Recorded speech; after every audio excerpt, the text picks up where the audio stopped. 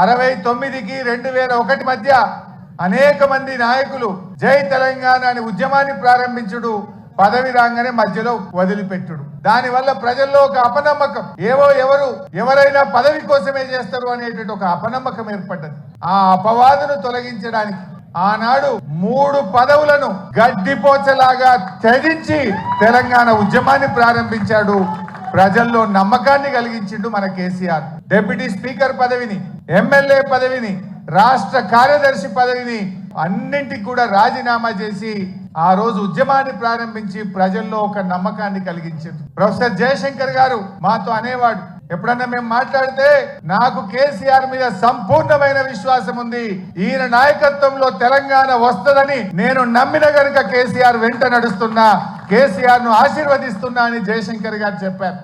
అంటే అట్లా జయశంకర్ లాంటి ఎంతో మంది మేధావులు కేసీఆర్ గారి మీద విశ్వాసంతో వారితో కలిసి నడిచిండ్రు.